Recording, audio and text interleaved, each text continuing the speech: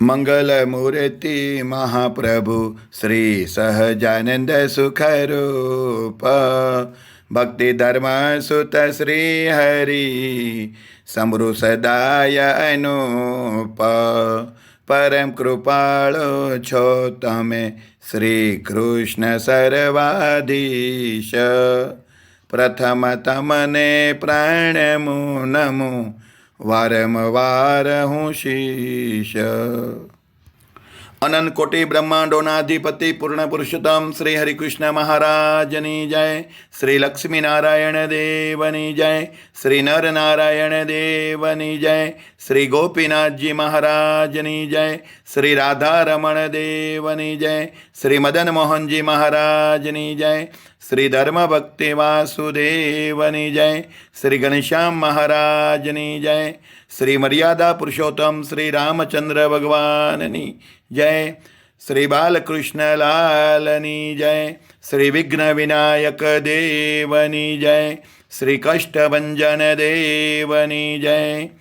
ઓમ નમઃ પાર્વતી પતે હર હર મહાદેવ હર.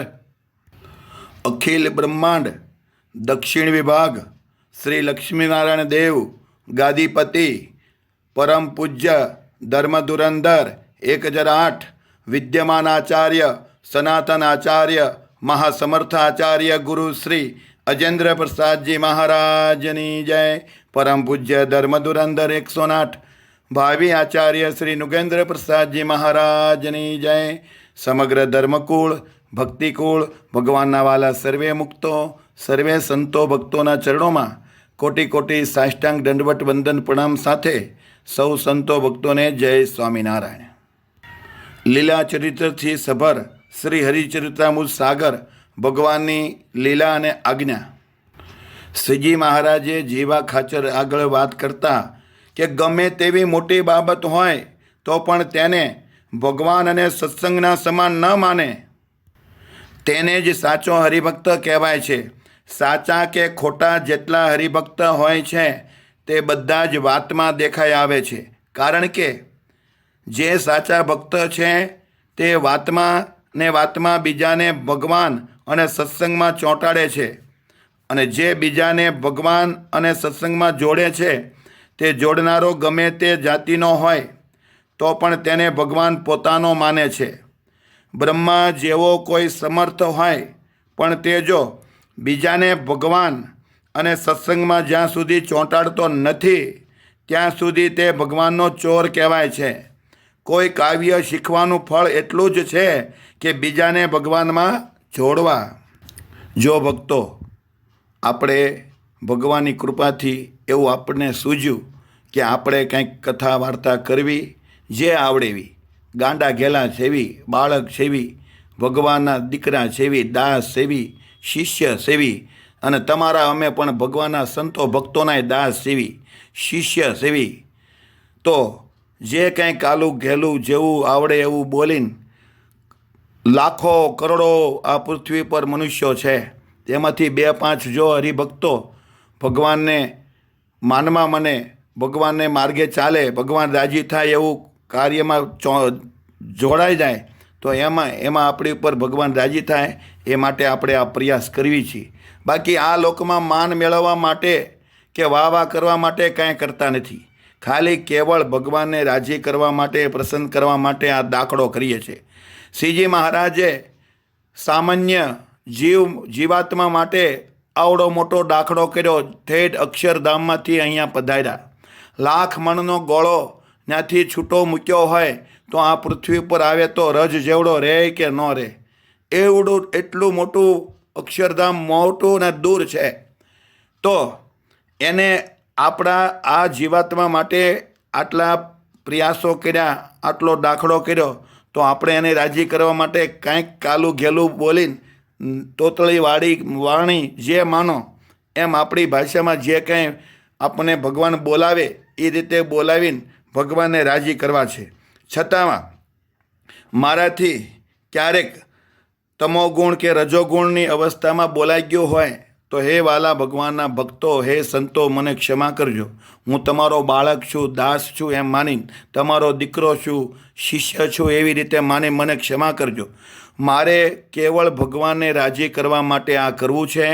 મારે આ દુનિયામાં કોઈ મોટપ કે માન હાટું હું દોડતો નથી અને દોડવાનોય નથી. મારે એ જોતું નથી. ભગવાન જે આપે એમાં મને સંતોષ છે, એમાં હું રાજી છું.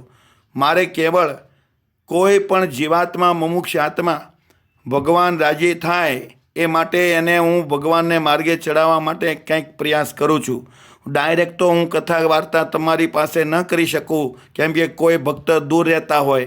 કોઈ કદાચ વહેલા હું હરિમંડપે વેડરોડ કતારગામમાં કથા કરું સવારે 7:45 થી 8:45, તો ત્યાં કોઈ પધારે ન પધારે.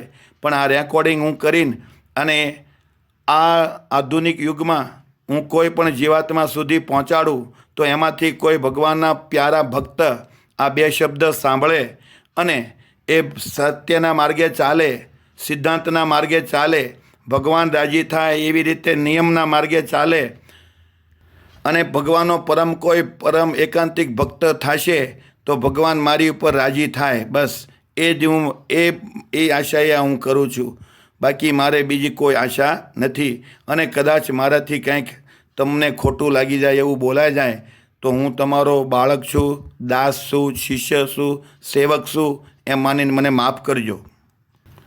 કોઈ પણ કાવ્ય શીખવાનું ફળ એટલું જ છે કે બીજાને ભગવાનમાં જોડવા. ભગવાન પ્રભુને પ્રિય બનવાનું કારણ ગમે તેટલી વાતો કરીએ પણ તેમાં સમજવાનું એ જ છે કે ભગવાન અને સત્સંગ બંને એક જ છે. આ કોના શબ્દ છે? શ્રીજી મહારાજના. હું કીધું ગમે તેટલી વાતો કરીએ પણ તેમાં સમજવાનું એ જ છે કે ભગવાન અને સત્સંગ બંને એક જ છે. અને જે બીજાને ભગવાન અને સત્સંગમાં જોડે છે તે જ ભગવાનને પ્રિય લાગે છે. પછી ભગવાનનો તે પ્રિય ભક્ત ગમે તેટલો દૂર રહે તો પણ તે ભગવાનની સમીપે જ રહ્યા છે. બ્રહ્માંડ ભરાય તેટલી વાતો કરીએ તો પણ તે બધી જ વાતોનું ફળ ભગવાન અને સત્સંગમાં જોડાવું એટલું જ છે. ભગવાન અને સત્સંગમાં મન કર્મથી જોડાઈ જવું જોઈએ.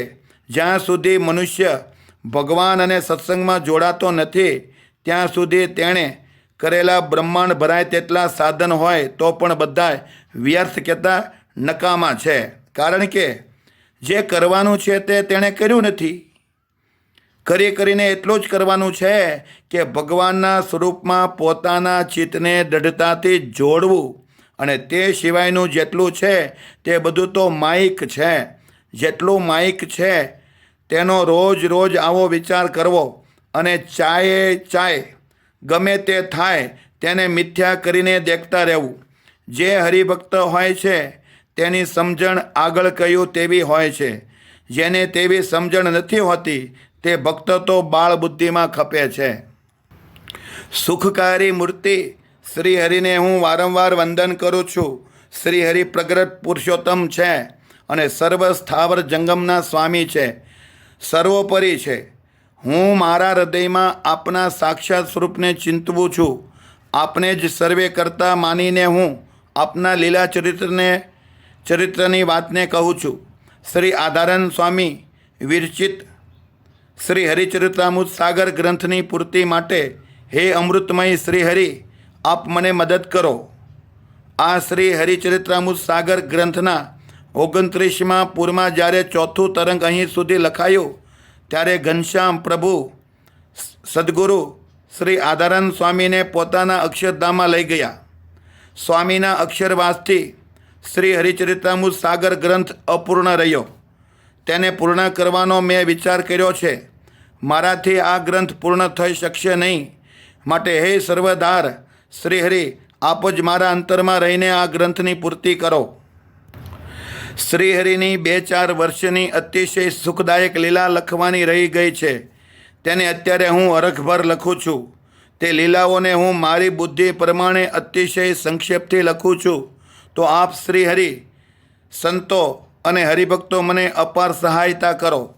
હું અલ્પમતી છું છતાં આપની અવશેષ લીલાઓને ગ્રંથરૂપે લખવાનો મેં આદર કર્યો છે. હે ઘનશ્યામ પ્રભુ, મારામાં તેવી પૂરી શક્તિ નથી. માટે આ શરૂ કરેલા કામને આપ જ પ્રેરણા આપીને પૂર્ણ કરો.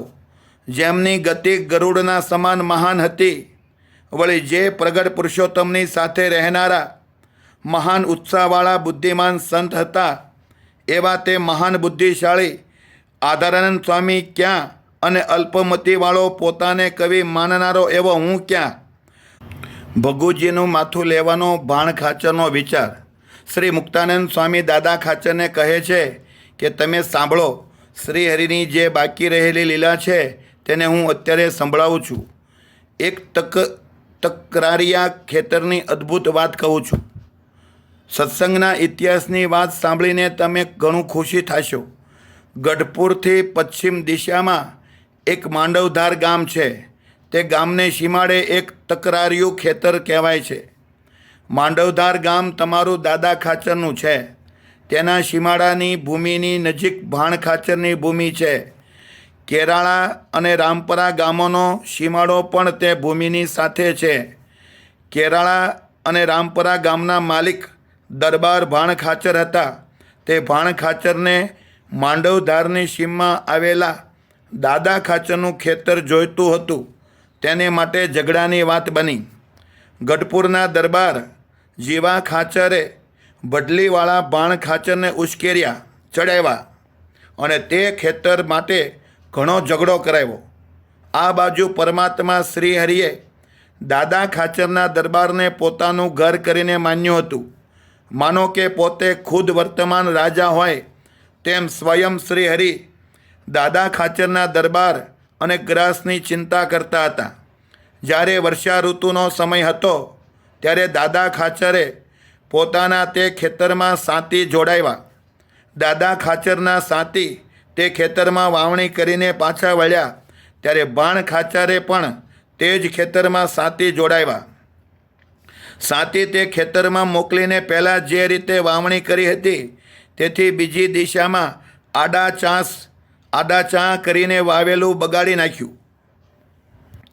આ રીતે એક પછી એક એમ 2-3 વખત દાદા ખાચરે વાવેલું કરાવ્યું અને ભાણ ખાચરે ચોક્કસ રીતે તેને પ્રથમની જેમ જ વાવેલું ખેતર બગાડી નાખ્યું.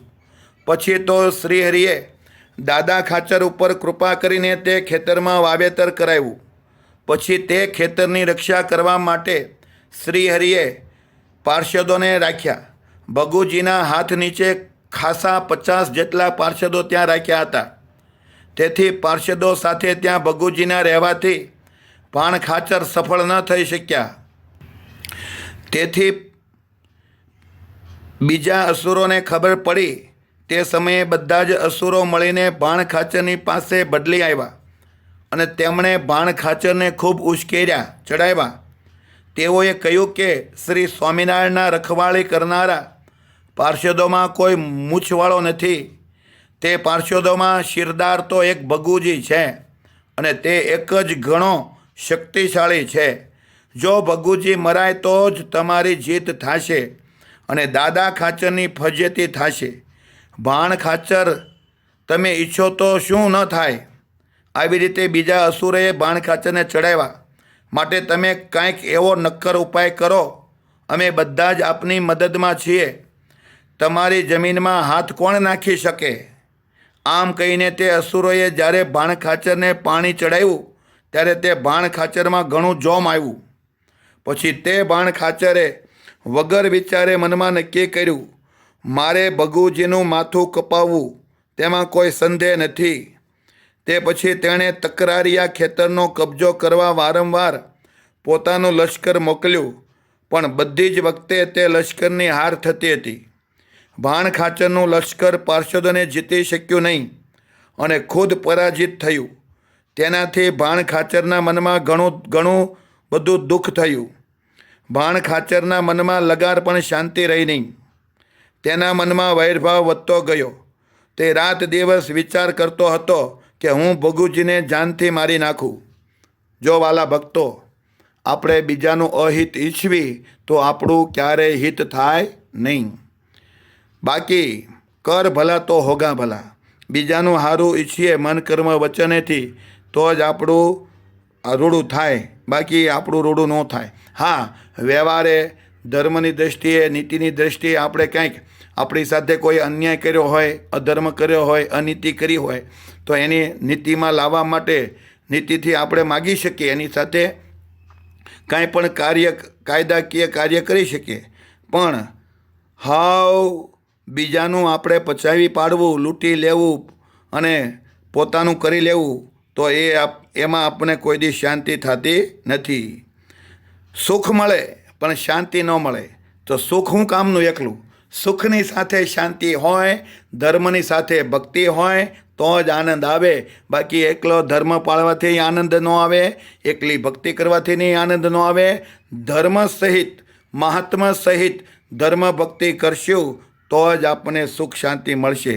એમ ન્યાય નીતિથી ચાલશું અને બીજાનું રોડું ઈચ્છશું તો જ આપણને સુખ શાંતિ મળશે. બાકી ગમે એટલા કરોડો અબજો ખરવો નિખરવો રૂપિયા હોય પણ સુખ છે પણ શાંતિ ન મળે, ઊંઘ ન આવે. ઊંઘ લેવા માટે ટીકડીયું લેવી પડે. પણ જે ખરો ન્યાય નીતિને ધર્મથી ચાલે છે એને તો ખાલી 2 થી 4 મિનિટ, 5 મિનિટ વધી થાય તા તો મડે નાખોરા ઢળવા. શું કામ? એની રક્ષા ભગવાન કરે છે. ભગવાન ગોપીનાથજી મહારાજ ગઢપુરમાં બેઠા બેઠા વાંસળી વગાડે, મારો ભક્ત સૂઈ જાય. આખો દિવસ પરિશ્રમ કર્યો છે, ન્યાય નીતિથી ચાલ્યો છે, એને હુવા માટે એવી મધુર મીઠી વાણીએ વાંસળી વગાડે અને આયા ભક્તને ઘેન ચડે મંડે નાખોરા ઢળવા. આ ભગવાનની કૃપાનું ફળ છે. પણ એની રક્ષા કોણ કરે? ભગવાન. તો ભગવાન કોની રક્ષા કરે? જે ન્યાય નીતિને ધર્મથી ચાલે છે, બીજાનું હિત ઈચ્છે છે, બીજાનું ક્યારેય ભૂંડું ઈચ્છતો નથી, એની રક્ષા ભગવાન કરે છે. ભાણ ખાચર રાત દિવસ વિચાર કરતો હતો કે હું ભગુજીને જાનથી મારી નાખું. જે મનુષ્ય અહંકારી અને મૂર્ખ હોય છે તેને રોકવા છતાં પણ તે મનમાં સાચું સમજી શકતો નથી અને તે ભગવાન અને ભગવાનના ભક્તની સાથે વેર કરીને ઠાલો ઝેરના બી વાવે છે. ભગવાન ને ભગવાનના ભક્તની સાથે દેશ રાખીને તે હેરાન થાય છે. આવા અહંકારીને અજ્ઞાની મનુષ્યો દેશ રાખીને તે દેશમાંથી ફરી વધુ દ્રોહ કરે છે. દ્વેષ રાખે, એની સાથે વેર રાખે અને વધુ દ્રોહ કરે. અસુરોની આવી સહજ પ્રકૃતિ હોય છે.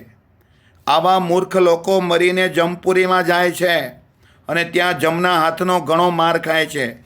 એવા મૂર્ખ લોકોને આ લોકમાં ક્યાંય અને ક્યારેય શાંતિ મળતી નથી. ગમે તે જગ્યાએ જાય, ગમે તે કરે, આ પૃથ્વી પર દેશ વિદેશમાં જાય કે ગમે ત્યાં આકાશમાં જાય કે પાતાળમાં જાય, ક્યાંય એને સુખ શાંતિ મળતી નથી. મૂર્ખ લોકો ભગવાન અને ભગવાનના ભક્તોની મોટાઈ દેખે છે ત્યારે તેના મનમાં ઘણું દુઃખ થાય છે. મૂર્ખ લોકો હોય છે એ ભગવાન અને ભગવાનના ભક્તોની મોટાઈ દેખે ત્યારે તેના મનમાં બહુ દુઃખ થાય.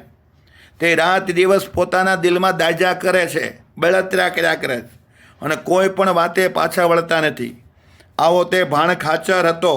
તે રાત દિવસ ખાતા પીતા, સાંજે અને સવારે અને સપનામાં પણ એ જ વિચાર સેવતો હતો. એ જ વિચાર કરતો હતો કે હું ભગુજીને કઈ રીતે જાનથી મારી નાખું. બસ આખો દિવસ રાત દિવસ આવા જ વિચારો કરતો હતો. આવા વિચારો કરનારા બાણ ખાચરને ક્યારેય લગાર પણ મનમાં શાંતિ થતી ન હતી.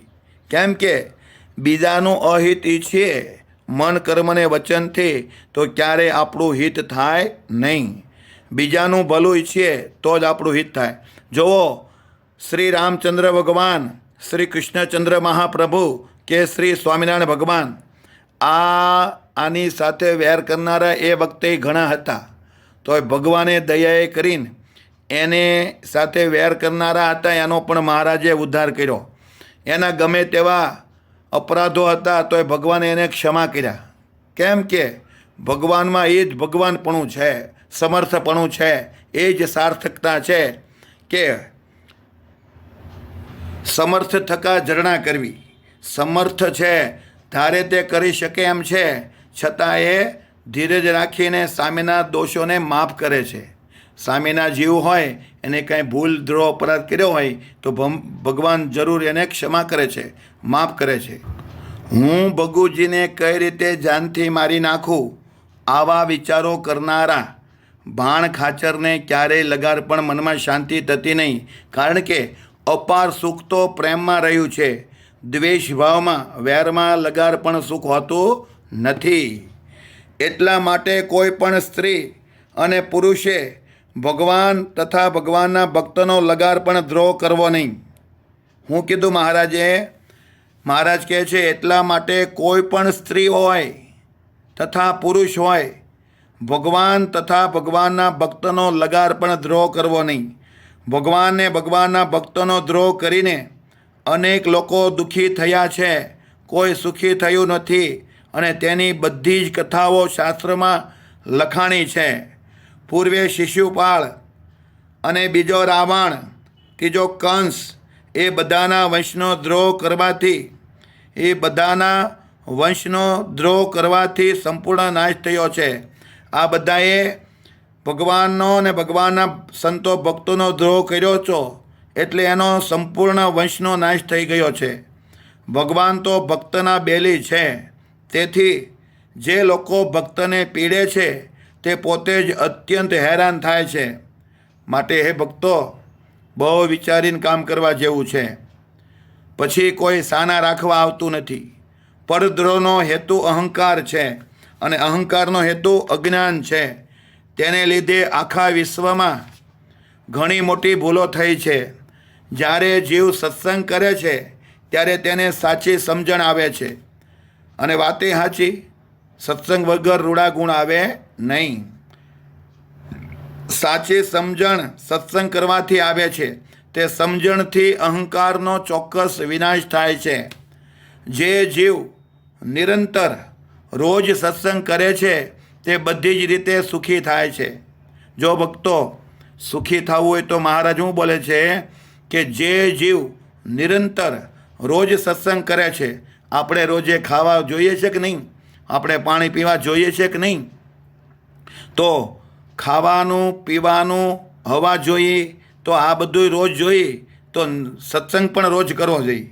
કેમ કે જેમ આપણે પાણી વગર નથી ચાલતું, હવા વગર નથી ચાલતું, અનાજ વગર નથી ચાલતું, આ પૃથ્વીમાં રહેવા માટે પૃથ્વી વગર નથી ચાલતું, તો એમ આપણે સત્સંગ વગર પણ ચાલવું ન જોઈએ. જેમ વ્યસની હોય એને વ્યસનનું બંધાણ હોય, એમ ભગવાનના ખરા ભક્તને સત્સંગનું વ્યસન પડી જવું જોઈએ. સત્સંગ ન થાય તો તે દિવસે એને શાંતિ ન થાય. માટે હે વાલા ભક્તો, ઊંઘ આળસનો ત્યાગ કરીને રોજે સવારે 7:45 થી 7:45 કતારગામ 2 રોડ, ડબોલી 4 રસ્તા, હરિમંડપે કથા થાય છે. તો ત્યાં સ્ત્રી ભક્તો, પુરુષ ભક્તો બધાએ પધારે છે. અને ભગવાનના દર્શન કરતાં કરતાં, ભગવાનનું ધ્યાન કરતાં કરતાં રોજ 1.25 કલાક ઓછામાં ઓછી કથા વાર્તા થાય છે. તો રોજ અવશ્ય પધારજો. એવી આપને હું એક ભગવાનનો દાસ, નાનો ભક્ત માનીને આપણા ચરણોમાં પ્રાર્થના કરું છું કે પધારજો. કેમ કે સત્સંગ જે કરે છે એની ઉપર ભગવાન રાજી થાય છે. હું કીધું જે જીવ નિરંતર સત્સંગ કરે છે તે બધી જ રીતે સુખી થાય છે અને તે આ લોક અને પરલોકમાં હંમેશા અત્યંત આનંદમાં રહે છે. એટલા માટે મનુષ્ય કાયમ નિત્ય નિર્માની થઈને સત્સંગ કરવો જોઈએ. જો મહારાજે હું કીધું, હું પોઈન્ટ મૂક્યો, નિર્માની થઈને. આ માન હોય ને એટલે સત્સંગ નથી થતો. હું ક્યાંથી ભગવાનને દંડવત કરી શકું? મારા કપડાને ઇસ્ત્રી હોય, ઇસ્ત્રી કરેલા કપડાને કડસલી પડી જાય, મારા કપડાં મેલા થાય, હું દંડવત કરું તો આ બધી ઉપાધિ થાય. અને હું આવડો મોટો ગામ ધણી કે પ્રમુખ કે ઉપપ્રમુખ કે જે કાંઈ પદ હોય, અધિકાર, તો એને એમ થાય કે હું બહારને બીજાને સલામ કરવાનું, હું પગે લાગું, હું આમાં બેહું, હું નમું. આ બધું માનને લીધે સત્સંગ થઈ શકતો નથી. માટે મહારાજે કીધું, એટલા માટે મનુષ્ય કાયમ નિર્માની થઈને નિત્ય સત્સંગ કરવો જોઈએ. સત્સંગ કરવાથી સુખદાયક ભગવાન અને સંતો સદાને માટે રાજી થાય છે. જો ભક્તો આપણે કાયમ સત્સંગ કરવી તો ભગવાન ભગવાનના સ્થાને બેઠેલા એવા આદિ વિદ્યમાન ભાવિ આચાર્ય મહારાજ અને ધર્મકુળાશ્રી તમામ સંતો ભક્તો ખૂબ આપણી ઉપર રાજી થાય.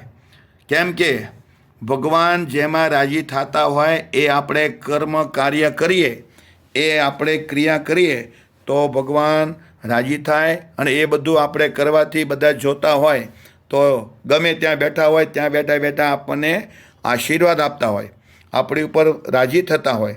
તો રાજીપાનું ફળ શું છે કે આપણી બુદ્ધિ સારી ચાલે, આપણે સત્યના માર્ગે ચાલીએ અને ભગવાનને ભગવાનના સંતો ભક્તોને રાજી કરીએ અને વાસનામાંથી મુક્ત થઈએ, આપણે નિર્વાસનિક થઈએ અને ભગવાનના ધામમાં પહોંચી જઈએ, ભગવાનની સેવામાં અખંડ.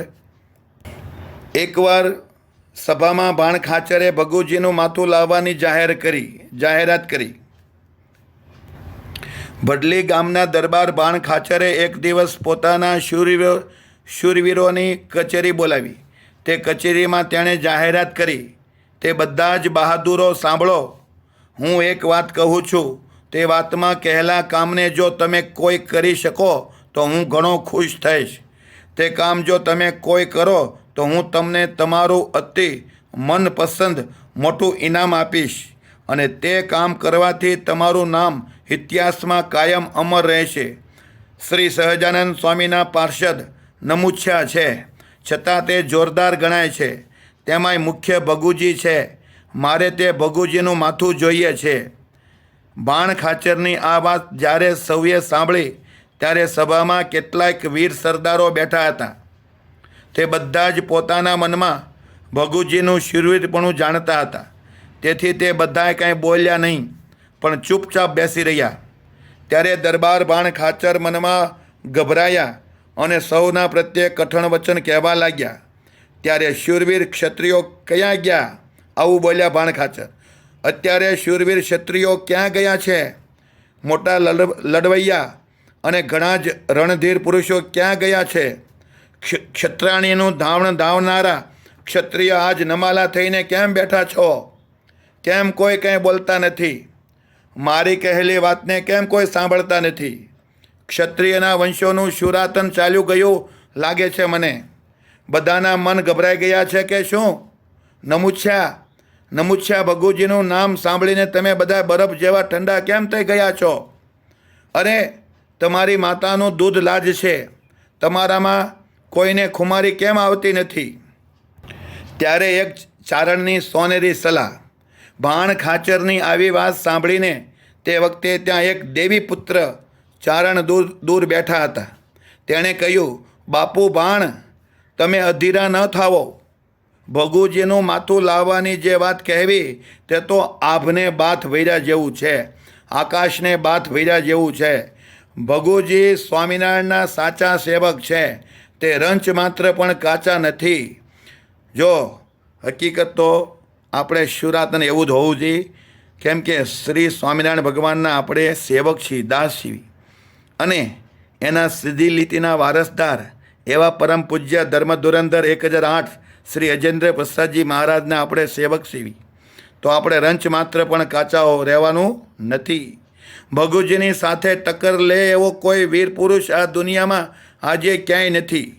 સાચી પતિવ્રતા ક્ષત્રાણી તો સિંહણ જેવી હોય છે, તે કાચી નથી હોતી. સાચી ક્ષત્રાણી તો એક ભગુજીની માતા છે. તેના જેવી પ્રમાણિક ધર્મનિષ્ઠ બીજી કોઈ સ્ત્રી નથી કે જેણે ભગુજી જેવા મહાન ધીરજવાન શૂરવીર પુત્રને જન્મ આપ્યો હોય. ભગુજીની માતા જ સપૂતવાળી કહેવાય છે, એટલે કે સારા પુત્રને જન્મ આપનારી કહેવાય છે. ભગુજીને લીધે તેની માતા આ દુનિયામાં મોટી ભાગ્યશાળી છે. ભગુજીએ તો પોતાની શૂરવીરતાથી ખરેખર પ્રભુ શ્રી હરિની સાચી સેવા કરી છે. તેણે તે સેવાથી પોતાની 71 પેઢીનો ઉદ્ધાર કરીને તેને સુખી કરી છે. ભગુજી કોઈ કાચો પોચો મામૂલી નથી, તે તો ખરેખર સાચો ક્ષત્રિય સપૂત છે. તે એક વિરલ રાજકુમાર છે, છતાં પણ તેણે સંસારનો ત્યાગ કર્યો છે. પોતાના જન્મને સાર્થક કરવા માટે તેણે બધી જ રાજ સમૃદ્ધિનો ત્યાગ કર્યો છે. તેણે પોતાના રાજ્યને લાત મારી છે, 56 પકવાનોનું ભોજન છોડ્યું છે અને તે શ્રી સ્વામિનારાયણના સાચા એક મહાન સેવક બન્યા છે પાર્ષદ તરીકે, અને તેથી જ ભગવાન શ્રીહરિ કાયમને માટે તેની સહાય કરે છે. અત્યારે આ જગતમાં વીર ભગુજીનો વાળ કોઈથી પણ વાંકો થઈ શકે તેમ નથી. આવું કોણ બોલે છે? એક દેવી પુત્ર ચારણ. ત્યારે દેવી પુત્ર ચારણ બોલ્યા, ભાણ બાપુ, તમે સ્પષ્ટ સાંભળો, મારા જેવા ગરીબનું કયું માનો. ભગુજીની વાત છોડો, તેને છંછેડવા તે સારી વાત નથી. ભગુજીને છંછેડશો તો પૃથ્વી પર લોહીનું પૂર વહેશે અને પરિણામે ઘણા વીર પુરુષો મરશે, અને તેથી જ તેની ઘણી નારીઓ વિધવા થશે. વિધવા બનેલી માતા, પુત્રી કે બહેનોથી આ દુઃખ સહન થઈ શકશે નહીં. ગાય, બ્રાહ્મણ, વિધવા સ્ત્રી, નાનું બાળક, કોઈ અતિશય ગરીબ મનુષ્ય અને છઠ્ઠો સાચો ભગવાનનો ભક્ત, એ બધાના નિશાસાને કોઈ મનથી પણ લે તો તે પોતાના સંપૂર્ણ કુળે સહિત ચોક્કસ બળીને ખાખ થઈ જાય છે. ખાલી મનથી એનો અપરાધ કરે, કર્મથી તો નહીં. મન, કર્મ ને વચન, આવી રીતે ખાલી મનથી એવા વિચાર કરે એની પ્રત્યે ખરાબ, તો તે પોતાના સંપૂર્ણ કુળે સહિત ચોક્કસ બળીને ખાખ થઈ જાય છે. એને વાસ નાખવાવાળો કોઈ રહેતો નથી, પૂંછડે પાણી પાવાવાળો કોઈ રહેતો નથી. અને જે મનુષ્ય એ બધાની સેવા કરે છે, કયા બધાએ? તો ગાય, બ્રાહ્મણ, વિધવા સ્ત્રી, નાનું બાળક અને ગરીબ, છઠ્ઠો ભગવાનનો ભક્ત, એની કોઈ જે સેવા કરે છે તો તે આ સંસારને તરીને ઉત્તમ ગતિને પામે છે. જો તમે પોતાનું ભલું ચાહતા હો તો મારું કહેલું વચન સત્ય માનો. આવું કોણ બોલે છે? એક દેવી પુત્ર ચારણ આ ભગુજીને સલાહ આપે છે. શ્રી સ્વામિનારાયણના આશ્રિત અને સિંહની સમાન ભગુજીને છંછેડવા નહીં, તે ચોક્કસ વાત છે અને વાતે સાચી. સર્વોપરી શ્રી સ્વામિનારાયણ ભગવાનના આશ્રિત જે સાચા સંતો ભક્તોને જે છંછેડે છે તો એનું પરિણામ સારું આવતું નથી. ચારણે આ રીતે ભાણ ખાચરનું હિત કરવા માટે કહ્યું. પોતાનું હિત થાય એવી વાત હોય છતાં જેની બુદ્ધિ વિપરીત થઈ ગઈ હોય, વિનાશકાળે વિપરીત બુદ્ધિ, તે હિતકારી વાતને પણ માનતો નથી. જેમ રાવણે પોતાની પત્ની મંદોદરીનું ન માન્યું, પોતાના ભાઈ વિભીષણનું ન માન્યું, એમ એ ભાણ બાપુ, તમે આ વાત મારી માનો. હું તમારું હિત કરવા આવ્યો છું, તમારું હિત ઈચ્છું છું, એટલે મારું આ વચન, મારી વાત તમે માનો. હે પ્રભુ, હે દયાળુ, કૃપા કરીને આને આ વાત મનાવો. આવી એક ચારણ ભક્ત દેવી પુત્ર ચારણ આવી રીતે ભગુજીને સલાહ આપી રહ્યા છે, છતાં ભગુજી માનતા નથી. પોતાનું હિત થાય એવી વાત હોય છતાં જેની બુદ્ધિ વિપરીત થઈ ગઈ હોય તે હિતકારી વાતને પણ માને નહીં, ભલે તેને હેતથી કહેવામાં આવ્યું હોય. માણસની બુદ્ધિ જ્યારે વિપરીત થઈ જાય છે ત્યારે તેને પૂર્વ દિશા પણ પશ્ચિમ જણાય છે. જેની મતિ વિપરીત થઈ જાય છે તેને કોઈ ધર્મ કે નિયમ હોતા નથી. જ્યારે મન અવળું ચાલે ત્યારે તેને મિત્ર હોય તે પણ દુશ્મન જણાય છે. અરે, ખરેખર દુશ્મન હોય તેને તે મિત્ર માનવા લાગે છે અને સાચી વાત પણ તેને ખોટી લાગે છે. જ્યારે વિપરીત બુદ્ધિ થાય છે ત્યારે પોતાનું હિત કરે એવી વ્યક્તિ પણ તેને હંમેશા દુઃખરૂપ લાગે છે અને દુઃખકારી બાબત પણ સુખરૂપ લાગે છે.